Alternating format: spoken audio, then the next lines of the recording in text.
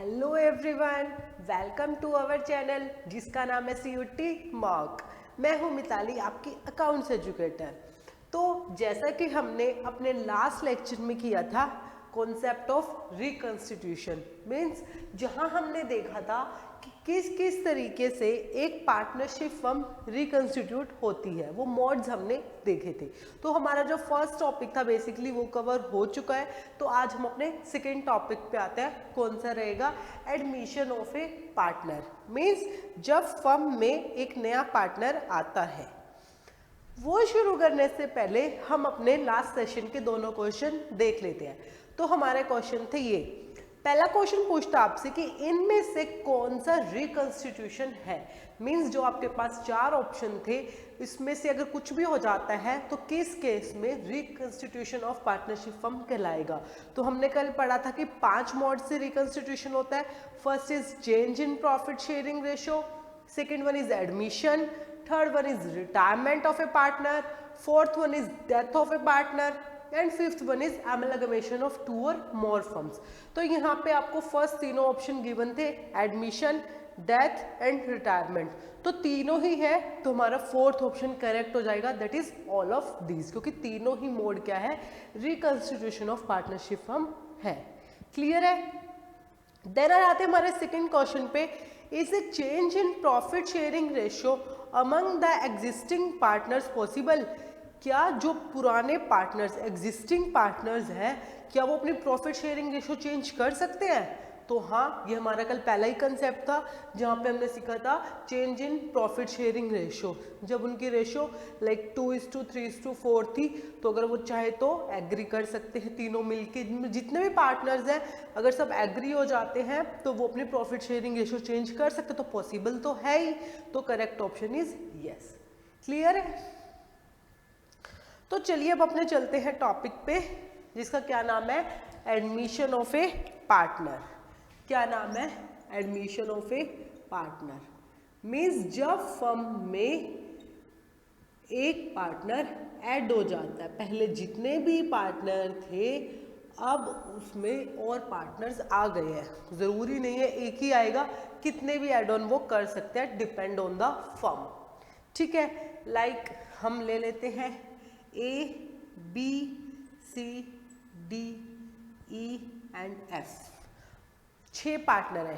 कितने पार्टनर है? 6 पार्टनर्स हैं आपके। ठीक है, एग्जिस्टिंग पार्टनर्स थे ये हमारे। ठीक है, इन लोगों का शूज का बिजनेस है। किस चीज का बिजनेस है? शूज का। ठीक है, इनका बिजनेस बहुत अच्छे से ग्रो कर रहा था, बट अब इनको अपने बिजनेस को और एक्सपेंड करना है। जो ये शूज बना रहे थे अब इन लोगों को स्लीपर्स भी बनाने हैं। ठीक है, तो इन्होंने जब देखा कि जो मार्केट है अगर हम वहाँ स्लीपर्स भी लॉन्च करते हैं तो हम ज़्यादा प्रॉफिट अर्न कर सकते हैं, बट उस स्लीपर्स को मैन्युफैक्चर करने के लिए हमें और कैपिटल की ज़रूरत है, हमें और साथियों की ज़रूरत है जो कैपिटल लगाए और हमारे बिजनेस में हमारी हेल्प करे। मीन्स अभी एक होता है वर्क फोर्स, खाली लेबर्स को, अगर वो खाली लेबर को अरेंज कर लेते हैं तो वो अपना मैन्युफैक्चर जो है वो उसको बढ़ा सकते हैं, क्वांटिटी को बढ़ा सकते हैं, बट हर एक चीज़ सिर्फ लेबर को और अरेंज करके नहीं की जा सकती। यहाँ पे उन्हें और कैपिटल भी चाहिए थी और मैनेजर स्किल्स वगैरह भी चाहिए थी। तो जिसकी वजह से उन्होंने सोचा कि अगर हमारी फर्म में कुछ और पार्टनर्स अगर हम ऐड कर लें जो कैपिटल भी ले आएंगे, जब हम सब मिलके काम करेंगे तो हम ज़्यादा मार्केट एरिया कवर करके शूज़ प्लस शूज़ तो है ही, स्लीपर्स को और लॉन्च करके ज़्यादा प्रॉफिट अर्न कर सकते हैं। तो इसके लिए उन्होंने कुछ जो भी उनके रिलेटिव से, फ्रेंड्स या किसी भी चीज़ से, कहीं से भी, किसी भी सॉर्ट से उन्होंने पार्टनरशिप में P, Q और R, मैं कह रही हूँ 3 पार्टनर्स को ऐड कर लिया। ठीक है, अब टोटल कितने पार्टनर हो गए? 6 तो पहले थे, 3 को और ऐड कर लिया, टोटल कितने पार्टनर हो गए? 9 पार्टनर्स हो गए। तो जब ये तीनों पार्टनर फर्म में एंटर हुए तो ये को बन गए, न्यू पार्टनर्स बन गए। इनको बेसिकली एक नाम दिया जाता है न्यू पार्टनर्स, और पुराने वाले क्या रहेंगे? Basically old partners. ठीक है, ये जस्ट क्वेश्चन करने के लिए आपको काम आएगा कंसेप्ट आपको जैसे लिखा हुआ है ए न्यू पार्टनर्स, मीन्स वो न्यू पार्टनर कौन सा है जिसने एडमिशन लिया है पार्टनरशिप फर्म में। एग्जिस्टिंग पार्टनर या ओल्ड पार्टनर्स जो ऑलरेडी हमारी फर्म में थे, ठीक है। अब जब ये तीनों पार्टनर हमारी फर्म में एंटर हुए, टोटल बन गए 9। मैक्सिमम लिमिट मैंने आपको बता रखी है कितनी हो सकती है, 50। एक पार्टनरशिप में 50 पार्टनर्स अलाउ है, ठीक है। तो ये 9 पार्टनर हो गए। अब जब ये तीनों पार्टनर आए तो ये कुछ कैपिटल लेके आए होंगे ना, उन 6 के 6 पार्टनर्स ने कुछ कैपिटल लगा रखी थी बिजनेस में। जब ये तीनों पार्टनर्स आए तो इन्होंने भी कैपिटल जरूर लगाई होगी, क्योंकि तभी तो उन्होंने सोचा था ना कि हम बिजनेस को एक्सपेंड करेंगे जब कैपिटल आएगी, ठीक है। तो मैं कहती हूँ कि तीनों पार्टनर्स 1 लाख ईच ले आए, ठीक है। क्या लेके आए ये लोग, कैपिटल, ठीक है। अब जब ये कैपिटल लेके आए होंगे फर्म में, अब वो कैपिटल बिजनेस में लगेगी और हम अपने बिजनेस को एक्सपेंड कर सकते हैं। तो अब 6 पार्टनर थे, अब 3 और ऐड हो गए, टोटल 9 हो गए। तो जो पुराना एग्रीमेंट था, जो भी पुरानी रेशियोज थी वो तो खत्म हो जाएगी। ये हमने कल भी किया था कि रिकॉन्स्टिट्यूशन में जो एग्जिस्टिंग एग्रीमेंट है वो क्या हो जाता है, आपका खत्म हो जाता है, खत्म हो जाता है, और जो न्यू एग्रीमेंट है वो आ जाता है। तो जब फर्म में पार्टनर एडमिट होंगे तो पुराना एग्रीमेंट खत्म हो जाएगा और नया एग्रीमेंट आ जाएगा। तो अब जब एग्जिस्टिंग एग्रीमेंट खत्म हुआ और न्यू एग्रीमेंट आया, क्यों पहले 6 पार्टनर्स थे, अब 3 और ऐड हो गए, टोटल 9 हो गए, तो प्रॉफिट शेयरिंग रेशियो भी तो चेंज होगी ना। क्यों, पहले वही प्रॉफिट 6 बंदों में डिवाइड हो रहा था, अब वही प्रॉफिट या फिर जो भी एक्स्ट्रा प्रॉफिट होगा वो 6 में नहीं, वो 9 बंदों में डिवाइड होगा। तो आपकी प्रॉफिट शेयरिंग रेशियो चेंज होगी। तो सबसे पहला इफेक्ट जो आएगा एडमिशन का, मीन्स क्या आएगा, प्रॉफिट शेयरिंग रेशियो क्या हो जाएगी आपकी, चेंज हो जाएगी, प्रॉफिट शेयरिंग रेशियो चेंज, ठीक है। सबसे पहले तो हमारा ये वाला इफेक्ट आएगा ही आएगा। क्यों, पहले 6 बंदे थे अब 9 हो गए, या फिर जितने भी हो जाते हैं, मैं कहती सिर्फ एक ही पार्टनर को ऐड करते हैं तो 7 हो जाते हैं, बट प्रॉफिट शेयरिंग रेशियो तो चेंज होगी ना, क्योंकि पहले जो रेशियो थी वो 6 में थी और अब वो 7 में रहेगी, ठीक है। हम नॉर्मली वही ले लेते हैं कि 100 रुपये का प्रॉफिट था, पहले जब वो 6 बंदों में डिवाइड हो रहा था, मैं इक्वल रेशियो लेके चल रही हूँ, तो 6 बंदों के हिसाब से कितना बनेगा, एक बंदे को कितने मिल रहे हैं, बेसिकली 18 रुपीज़ ले लेते हैं।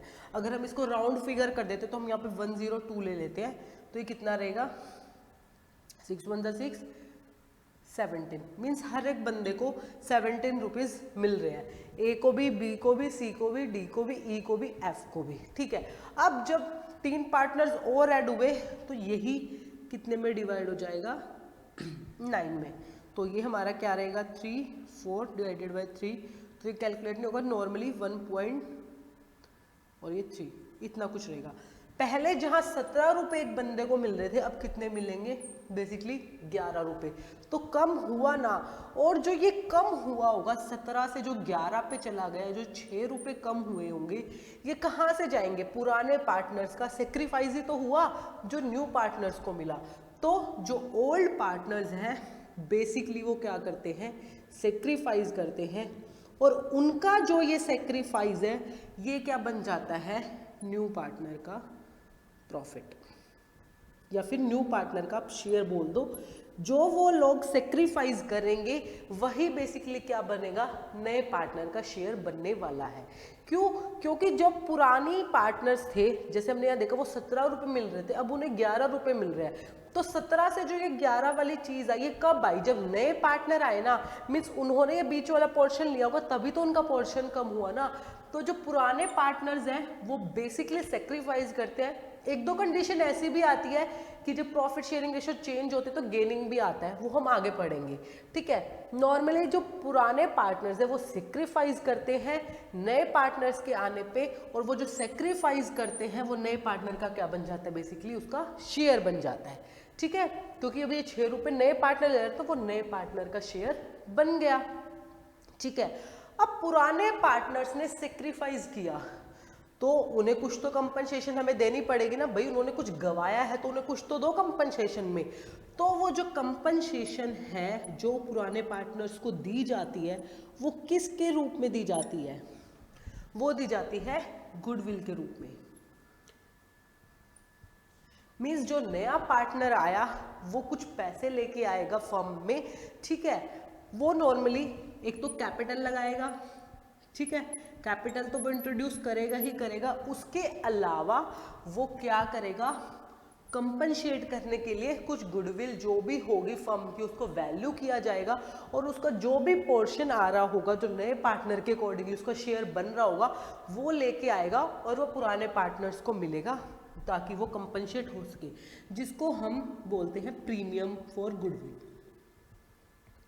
क्या बोलते हैं? Premium of goodwill. Means goodwill के थ्रू फर्म की गुडविल वैल्यू की जाएगी, जो भी नए पार्टनर का शेयर होगा प्रॉफिट शेयरिंग रेशियो के अकॉर्डिंगली जो भी उसका शेयर बन रहा होगा उसके अकॉर्डिंगली उस गुडविल का शेयर निकाल के वो पैसा फर्म में लेके आएगा और पुराने पार्टनर्स को कंपनसेट करेगा। क्यों? क्योंकि अब उनका रेशियो जो प्रॉफिट रेशियो है, प्रॉफिट शेयर है, वो कम होने वाला है। क्यों? क्योंकि उन्होंने सेक्रीफाइस कर दिया नए पार्टनर्स को, तो उनको कंपनसेट करने के लिए कुछ पैसा फर्म में लाया जाता है। किसके रूप में? गुडविल के रूप में, उनको कंपनसेशन देने के लिए। क्लियर है? तो फर्स्ट थिंग जो पार्टनर लेके आएगा फर्म में को क्या लेके आएगा? First is goodwill and second one is premium for goodwill. तो दो चीजें वो इंट्रोड्यूस करता है। कैपिटल फर्म में लगा दी जाएगी जैसे पुराने पार्टनर्स की लगी होगी, और गुडविल उनको कंपनसेट करने के लिए। क्लियर है? अब जो पार्टनर्स फर्म में ऐड हो चुके हैं, जो न्यू पार्टनर फर्म में आए हैं, तो मैंने बताया एग्जिस्टिंग एग्रीमेंट खत्म हो जाएगा, नया एग्रीमेंट आ जाएगा, तो प्रॉफिट शेयरिंग रेशो चेंज होगी। तो जब प्रॉफिट शेयरिंग रेशो चेंज होगी तो आपको क्या कैलकुलेट करना पड़ेगा? New profit sharing ratio. इसको कैसे कैलकुलेट करते हैं हम वो भी सीखेंगे, ठीक है। अपने नेक्स्ट लेक्चर में सीखेंगे कि नई प्रॉफिट शेयरिंग रेशो कैसे कैलकुलेट की जाती है, क्योंकि पुरानी रेशो कुछ और होगी, जब उसने कुछ सेक्रीफाइस किया होगा उसकी कैलकुलेशन करके हम नई प्रॉफिट शेयरिंग रेशो निकालते हैं। पहले जो प्रॉफिट 6 बंदे शेयर करे थे वो रेशो है, ठीक है, जो उसने सेक्रीफाइस किया नए पार्टनर्स को वो गिवन है, तो आपको न्यू प्रॉफिट शेयरिंग रेशो निकालनी है, तो वो हम नेक्स्ट लेक्चर में सीखेंगे। आज सिर्फ हम इफेक्ट्स देखते हैं कि जब एडमिशन ऑफ ए पार्टनर होगा तो क्या क्या हो सकता है, उससे आपको new profit sharing ratio calculate करनी पड़ सकती है। प्रॉफिट शेयरिंग रेशो चेंज तो होगी होगी, पुराने पार्टनर सेक्रीफाइस करते हैं, नए पार्टनर का जो सेक्रीफाइस है पुराने पार्टनर्स का वही नए पार्टनर का शेयर बनता है, कंपनसेशन दी जाती है किसके तौर पे? गुडविल के तौर पे आप उनको देते हो। क्लियर है? कैपिटल वो इंट्रोड्यूस करता है और premium for goodwill as a compensation वो लेके आता है। और जो गुडविल का केस है वो हम अलग से पढ़ने वाले हैं, इसी चैप्टर के अंदर है आपको गुडविल, वो हम बाद में पढ़ेंगे। अभी सिर्फ आप जान लो कि वो capital and premium for goodwill as a compensation पुराने पार्टनर्स को देने के लिए लेके आते हैं। क्लियर है? अब जब नए पार्टनर फर्म में आ चुके हैं तो बेसिकली अब आपने देखा प्रॉफिट तो वो शेयर कर ही रहे हैं, तो बेसिकली क्या राइट हो गया? Right to share profits. Means वो प्रॉफिट्स तो शेयर आपके कर ही कर रहे हैं, आपने देख ही लिया, क्योंकि जब वो आ रहे हैं तो प्रॉफिट तो शेयर कर ही रहे हैं, ठीक है। अब हमने अपने लास्ट जो चैप्टर किया था वहां सीखा था ना, अगर वो प्रॉफिट शेयर कर रहे हैं तो लॉस तो इम्प्लाइड हो जाता है। मीन्स अगर फर्म को लॉस होएगा तो वो लॉस भी शेयर करेंगे। मीन्स दोनों में से एक ही चीज होंगी, दोनों तो एक टाइम पे हो ही नहीं सकती, या तो फर्म को प्रॉफिट होगा या फर्म को लॉस होगा। तो चाहे फर्म को प्रॉफिट हो चाहे फर्म को लॉस हो, वो दोनों उसको शेयर करने वाले हैं। मीन्स जो नए पार्टनर आ रहे हैं वो शेयर करेंगे, वेदर इट्स प्रॉफिट और इट्स लॉस। क्लियर है? तो प्रॉफिट्स और लॉस को वो शेयर करेंगे। और उन्हें क्या हक मिल सकता है? जब वो फर्म में आ गए हैं, पहला हक तो उनको मिल गया प्रॉफिट शेयरिंग का, चाहे प्रॉफिट हो चाहे लॉस हो वो शेयर करेंगे। जो उन्हें सेकंड राइट दिया जाता है वो एसेट्स में। मींस अब जो फर्म के अंदर एसेट्स हैं बेसिकली उन पे भी उनका हक है।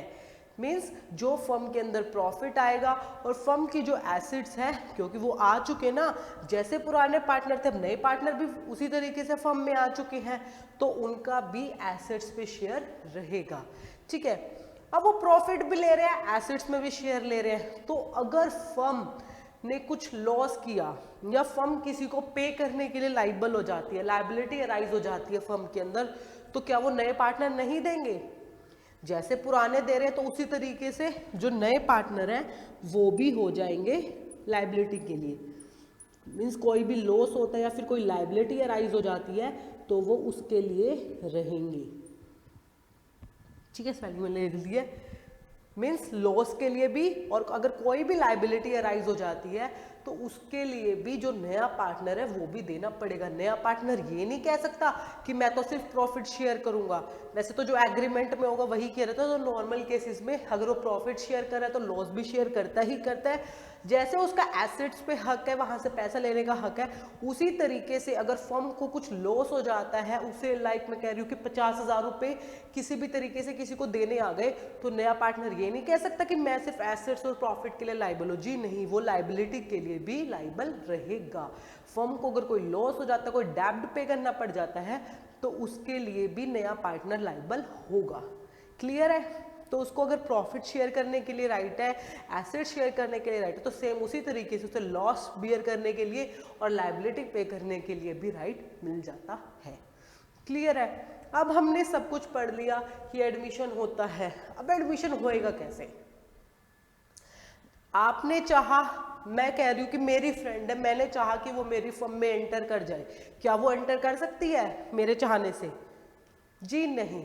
ऐसे नहीं है कि आपने चाहा कि आपका कोई भाई है, आपकी बहन है, आपको कोई फ्रेंड है, रिलेटिव है, आपके चाहने से वो फर्म में एंटर कर जाएगी। आपने चाहा वो मेरे बिजनेस में एंटर हो जाए, जी नहीं। तो वो किस केस में एंटर कर, दो केसेस रहेंगे हमारे। फर्स्ट वन जो रहेगा, या तो जो भी एग्रीमेंट है उसके अंदर लिखा हो, जो भी एग्रीमेंट रहेगा उसको फॉलो किया जाएगा। जिस भी तरीके से एग्रीमेंट के अंदर टर्म्स एंड कंडीशंस है उसके अकॉर्डिंगली आप किसी भी पार्टनर को फर्म में एडमिट कर सकते हैं। अगर हमारा एग्रीमेंट नहीं तो सेकंड केस क्या रहेगा, सारे पार्टनर्स मान जाए, सारे पार्टनर्स मान जाए, म्यूचुअली मिलकर डिसाइड कर ले कि हाँ जी ये बंदा हमारी फर्म में एंटर कर सकता है। जैसे यहाँ एग्जाम्पल में कितने पार्टनर्स थे, 6 पार्टनर्स थे। अगर जब एग्रीमेंट नहीं है, इन 6 ने मिलकर डिसाइड करा कि ये तीनों पार्टनर हमारी फर्म में आ जाए, ये तो ही आ सकता है। अगर एक सिंगल पार्टनर भी डिनाई कर देना, लाइक मैं कह रही हूँ एफ ने मना कर दिया कि मैं इन तीनों में से किसी को भी एंटर नहीं करने दूंगा, तो आप इन तीनों को एंटर नहीं करवा सकते फर्म में, वो आपके फर्म में एंटर नहीं कर सकते। क्यों?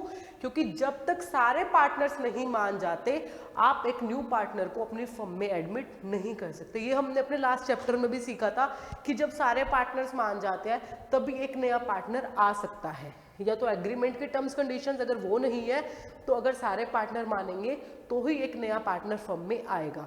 तो या तो एग्रीमेंट होगा या फिर एग्रीमेंट की टर्म्स एंड कंडीशंस नहीं है, तो अगर सारे पार्टनर्स मान जाते हैं तो ही एक नया पार्टनर फर्म में आ सकता है। एक में जितने भी वो पार्टनर चाहे उतने फर्म में आ सकते हैं।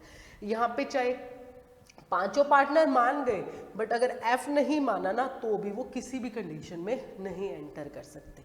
क्लियर है? तो अब एग्रीमेंट हो या फिर सारे पार्टनर्स मान जाए। ठीक है, इफेक्ट हमने देखा कि हम क्या क्या हो सकता है। ठीक है, उसको प्रॉफिट एंड शेयर के लिए एंड एसेट्स एंड लायबिलिटी के लिए वो लायबल रहेगा। अब जब नया पार्टनर आ रहा है तो फर्म में चेंज होने वाले हैं, तो जब फर्म में चेंजेस होते हैं उसकी वजह से बहुत सारी चीज़ें बदलती है। वो जो सारी चीज़ें बदलती है उसके लिए हम कुछ कैलकुलेशन करते हैं। जैसे हमने देखा कि हम गुडविल की कैलकुलेशन करते हैं। ठीक है, गुडविल के साथ साथ हमें शायद जो पुराने प्रॉफिट्स हैं, पुराने लॉसेस हैं, उनकी भी एडजस्टमेंट करनी पड़ सकती है। ये सारे टॉपिक्स हमारे आगे आने वाले हैं। यहाँ टॉपिक से हम देख लेते हैं कि किस किस चीज़ की एडजस्टमेंट कर सकते हैं। लाइक देखो, गुडविल की एडजस्टमेंट की जाएगी, प्रॉफिट शेयरिंग रेशियो की एडजस्टमेंट की जाएगी। ठीक है, नीचे लिखा हुआ है adjustment for accumulated profit and losses, इनकी एडजस्टमेंट की जाएगी। ठीक है, एडजस्टमेंट ऑफ कैपिटल्स, कैपिटल की एडजस्टमेंट की जाती है। मीन्स बहुत सारी एडजस्टमेंट्स है जो हम अपने आने वाले आगे सीखने वाले हैं। अभी जस्ट हमने कंसेप्ट क्लियर किया है, वो कौन कौन सी एडजस्टमेंट्स रहती है, जैसे हमने हल्का सा तो देख ही लिया है, जैसे एक्यूमुलेटेड प्रॉफिट्स की, आपको पता ही है एक्यूमुलेटेड प्रॉफिट हो लॉस हो उसकी एडजस्टमेंट की जाएगी। अगर पार्टनर्स चाहें तो वो अपने कैपिटल्स को नई प्रॉफिट शेयरिंग रेशियो में लेके आ सकते हैं, तो उसकी एडजस्टमेंट आपको करनी पड़ेगी। गुडविल की एडजस्टमेंट हमें करनी पड़ती है, जो प्रॉफिट शेयरिंग रेशियो चेंज हुआ है उसकी एडजस्टमेंट आपको करनी पड़ेगी। मीन्स बहुत सारी एडजस्टमेंट हमें करनी पड़ती है जब एक नया पार्टनर हमारी फर्म में एडमिट होता है, और इन सारी एडजस्टमेंट्स को हम आगे आने वाले अपने लेक्चर्स में कवर करने वाले हैं। तो बेसिकली आज था एडमिशन ऑफ पार्टनर का बेसिकली कंसेप्ट होता क्या है, कैसे हो सकता है, कौन कौन से इफेक्ट हो सकते हैं, और जब नया पार्टनर आ जाता है तो उससे क्या क्या दिया जाएगा, प्रॉफिट और लॉस। और बेसिकली जैसे प्रॉफिट दिया जाएगा उसी तरीके से लॉस के लिए भी लाइबल, अगर वो एसेट्स में शेयर ले रहा है तो वो लाइबिलिटी में भी शेयर लेना ही लेना उसे पड़ेगा। क्लियर है? तो आज वाले कंसेप्ट से रिलेटेड हमने जो पढ़ा था, ठीक है, उसको एक बार यहां से देख लेते हैं। देखो, first one is right to partner to share future profits and losses and assets of the firm. वो प्रॉफिट्स एंड लॉसेस दोनों शेयर करेगा और एसेट्स भी शेयर करेगा, और अगर लाइबिलिटी राइज होगी तो उसको भी उसे शेयर करना पड़ेगा। Second one is existing agreement खत्म हो जाता है, एक नया एग्रीमेंट आ जाता है, ठीक है। Adjustment related to revaluation, accumulated loss and profits, goodwill की रिक्वायरमेंट होती है। मीन्स सारी एडजस्टमेंट आपको करनी पड़ेगी जब एक नया पार्टनर फर्म में एंटर करेगा, ठीक है। नई प्रॉफिट शेयरिंग रेशियो कैलकुलेट की जाएगी, सैक्रिफाइसिंग रेशियो कैलकुलेट की जाएगी। कैसे करते हैं वो हम आगे आने वाले लेक्चर्स में सीखेंगे, ठीक है। जो नया पार्टनर्स है वो गुडविल लेके आएगा, और कुछ जो भी अमाउंट वो एग्री करेंगे वो कैपिटल लेके आएगा। ये नहीं है कि एक पार्टनर ने कहा 1 लाख ला, दूसरे ने कहा 2 लाख ला, तीसरे ने कहा 3 लाख ला। जो भी म्यूचुअली डिसाइड करेगा एक एग्रीड अमाउंट हो जाएगी, वो उस पार्टनर को लेके आनी पड़ेगी। क्लियर है? तो आज वाले कॉन्सेप्ट से रिलेटेड जो हमारे 2 क्वेश्चंस रहेंगे वो रहेंगे ये। फर्स्ट वन है which of the following is done at the time of admission of the partner. Means जब एक नया पार्टनर फर्म में एडमिट होएगा तो क्या क्या किया जाता है, ये 4 ऑप्शंस आपके पास है, ठीक है। क्वेश्चन नंबर सेकंड है what does the new partner get on getting admission to a partnership firm. एक नए पार्टनर को जब वो पार्टनरशिप फर्म में एडमिट होता है तो क्या मिलता है। 4 ऑप्शन आपके पास, आपको बताना चारों में से कौन सा करेक्ट ऑप्शन है। तो मिलेंगे अपने नेक्स्ट लेक्चर में जहां हम करेंगे अपना एक नया टॉपिक। तो till then bye bye everyone, take care and do practice. Notes अपने बनाते रहिएगा, साथ के साथ नया चैप्टर शुरू हो रहा है, अभी जस्ट थ्योरी हो रहा है, कल से जहां तक है हमारा प्रैक्टिकल शुरू हो जाएगा, जहां हम अपनी नई new profit sharing ratio calculate करना सीखेंगे। तो वहां पे आपको वही मैथ्स की तरह कैलकुलेशन करनी पड़ेगी।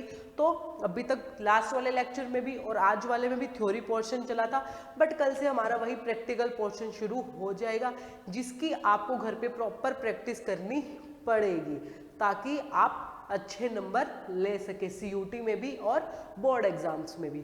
तो मिलेंगे अपने नेक्स्ट लेक्चर में। तो till then bye bye everyone, take care.